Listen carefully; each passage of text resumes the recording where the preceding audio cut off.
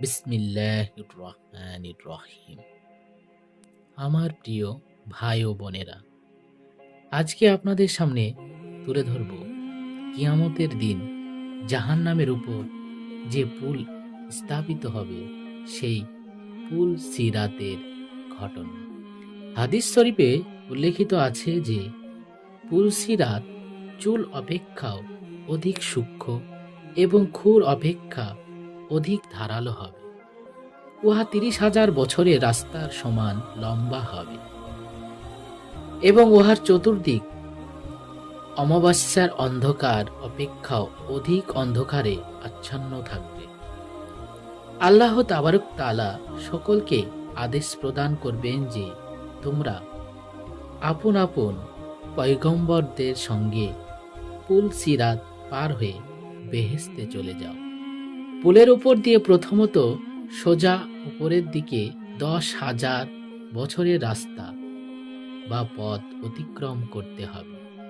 দ্বিতীয়ত সোজা সামনের দিকে ১০,০০০ বছরের পথ অতিক্রম করতে হবে। তৃতীয়ত আরও ১০,০০০ বৎসর পর্যন্ত নিম্ন দিকে যেতে হবে। এই ৩০,০০০ বছরের রাস্তা পার হওয়ার পর জান্নাত। পুল সিরাত পার হওয়া নিশ্চয় কাফের, মুশরিক, মুনাফিক, বেদুইন, বেঈমানদের জন্য একটা ভীষণ শাস্তি, কিন্তু মুমিন বান্দাদের জন্য উহা মোটেই কোনো কষ্টকর ব্যাপার নয়। পূর্বেই বলা হয়েছে যে পুল সিরাত পার হতে আদেশ হওয়ার পূর্বেই উহার চতুর্দিক ভীষণ অন্ধকারে আচ্ছন্ন করে দেওয়া হবে। এমনকি নিজের শরীর পর্যন্ত নিজে দেখতে পাবে না। কিন্তু ওই সময় আল্লাহর প্রিয় নেক বান্দাগণ নূরের আলো পেয়ে তার সাহায্যে পথ দেখে চলতে থাকবেন। কাজে ওই অন্ধকারের জন্য তাদের কোনো অসুবিধা হবে না। পুলসিরাত অতিক্রমকালে পূর্ণ ও দৃঢ় ঈমানদার ব্যক্তিগণ দুটি করে উজ্জ্বল আলো প্রাপ্ত হবেন। উহার একটি তাদের সম্মুখে ও অপর দিকে ডান দিক থেকে তাদের সঙ্গে তাদেরকে পথ প্রদর্শন করে নিয়ে অগ্রসর হতে থাকবে।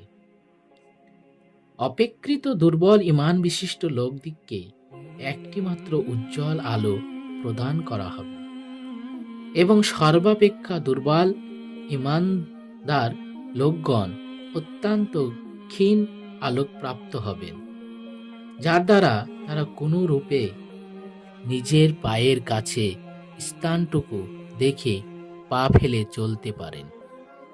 কিন্তু অত্যন্ত দুঃখ ও পরিতাপের বিষয় এই যে কাফের, মুশরিক, মুনাফিক, বেদুইন ও বেঈমানগণ কোনো আলো পাবে না। তারা ঘোর অন্ধকারে পথ চলতে বাধ্য হবে। ঈমানদারগণ তাদের ঈমানের বলের তারতম্য অনুসারে কেউ বিদ্যুতের মতো, কেউ দ্রুতগামী ঘোড়ার মতো, কেউ দ্রুতগতি বিশিষ্ট পথব্রজে চলার মতো উহা পার হয়ে যাবে। কেউ এক মুহূর্তে, কেউ একদিনে, কেউ এক মাসে, কেউ এক বছরে, কেউ ১০০ বৎসরে, কেউ ৫০০ বৎসরে পুল সিরাত অতিক্রম করে যাবে। যারা পুল সিরাত পার হতে সমর্থ হবে তাদের মধ্যে সর্বাপেক্ষা অধিক সময় যার লাগবে তিনি ৩০,০০০ বছরের অতিক্রম করতে সমর্থ হবেন। যাদের পুণ্য অপেক্ষা পাপের পরিমাণ সামান্য কম বলে বেহেশত গমনের যোগ্য বলে বিবেচিত হবেন। তাদের এই ভাবে পুল সিরাত অতিক্রমের ফলে যে কষ্ট হবে উহাই তাদের কৃত পাপের ফল। অবশেষে তারা সম্পূর্ণ নিষ্পাপ হয়ে বেহেশতে গমন করবেন। কাফেরগণ পুল সিরাতের উপর উঠা মাত্রই তারা পা পিছলে দোজখে পতিত হবে। ঈমানদারগণ পুল সিরাত পার হওয়ার সময় কেউ বোরাকে আরোহণ করে বিদ্যুতের মতো, কেউ ঘোড়ায় আরোহণ করে এবং কেউ পদব্রজ চলে পার হবেন। হাদিস শরীফে উল্লিখিত আছে, মুমিনগণ পুলসিরাত পার হওয়ার কালে দুই প্রকারের যানবাহন লাভ করবে। দুনিয়াতে যারা কোরবানি দিয়েছিল তারা আপন আপন কোরবানি পশুগুলোকে নিজেদের বাহন স্বরূপ প্রাপ্ত হবে। এজন্য হযরত রাসূল আকরাম সাল্লাল্লাহু আলাইহি সাল্লাম বলেছেন, তোমরা বেশ হৃদপুষ্ট বলিষ্ঠ পশু কুরবানি প্রদান করো, যেহেতু উহা তোমাদের পুলসিরাত পার হওয়ার কালে তোমাদের বাহন হবে। দুনিয়ার যাবতীয় মসজিদগুলি একত্রিত করে রেলগাড়ির মতো জুড়ে দিয়ে উহাতে করে অনেক মুমিন দিগকে পুলসিরাত পার করে দেওয়া হবে।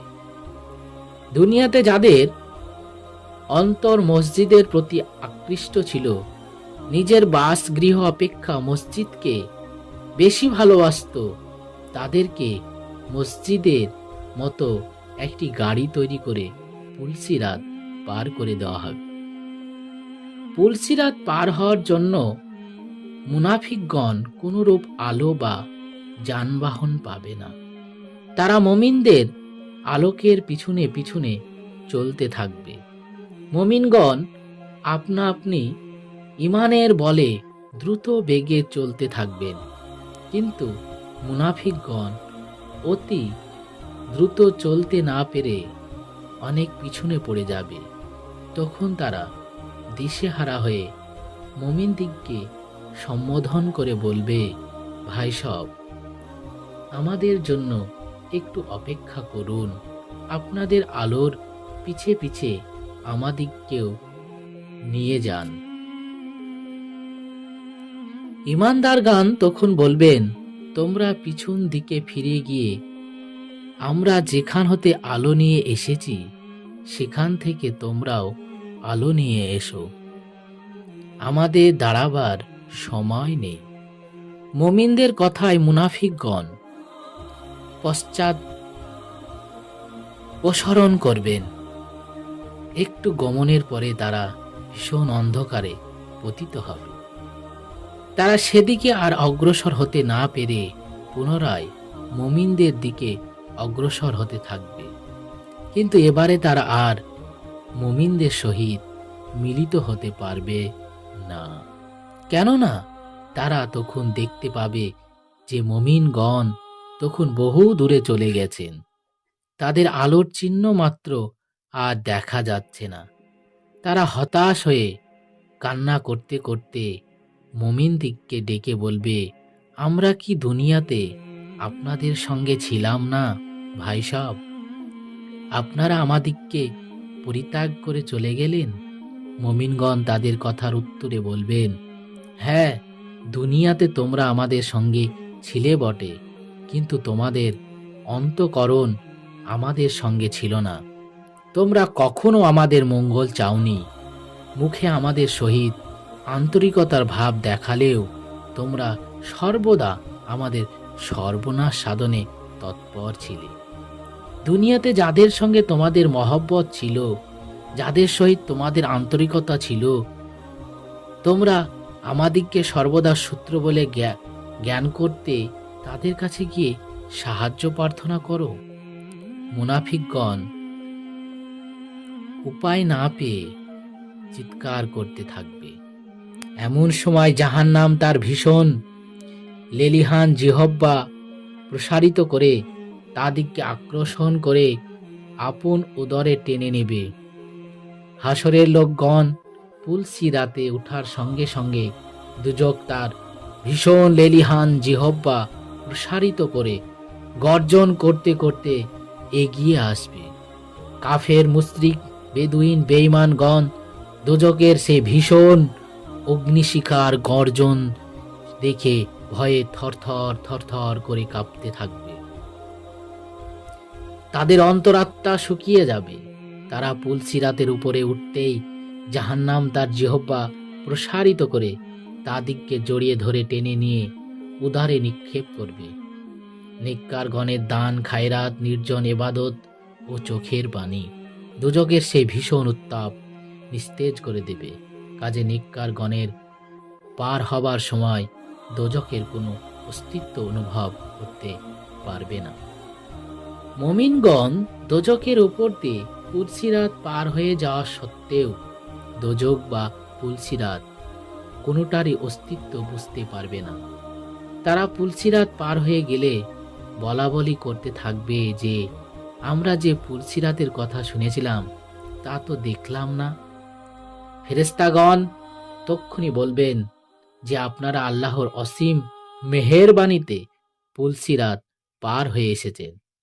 ঈমানদারগণ নেক কার্যের পরিমাণ অনুযায়ী পুলসিরাতের উপর দিয়ে বিদ্যুতের মতো অশ্বরোহী ঘোড়ার গতিতে পুলসিরাত পার হয়ে গেছে কখন তারা নিজেও জানে না।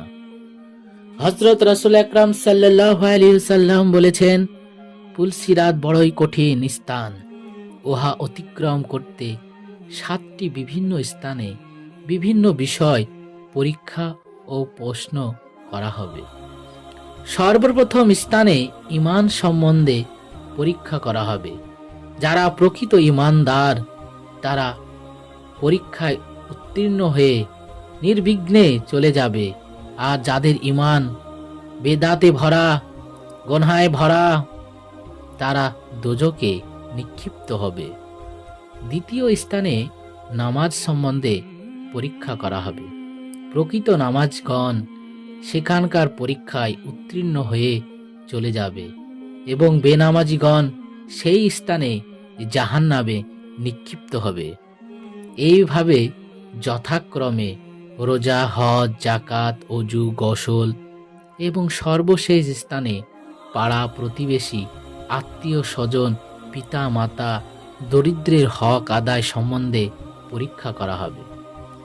যারা উক্ত 7টি স্থানের পরীক্ষায় উত্তীর্ণ হবে তারাই জান্নাতে পৌঁছাবে, আর অবশিষ্ট লোকগণ কোনো না কোনো স্থানে দোজকে পতিত হবে। যারা সর্বপ্রথম স্থানে দোজকে নিক্ষিপ্ত হবে তাদের শাস্তি হবে সর্বাপেক্ষা অধিক, আর যারা সর্বশেষ স্থানে পতিত হবে তাদের শাস্তি হবে সর্বাপেক্ষা কম।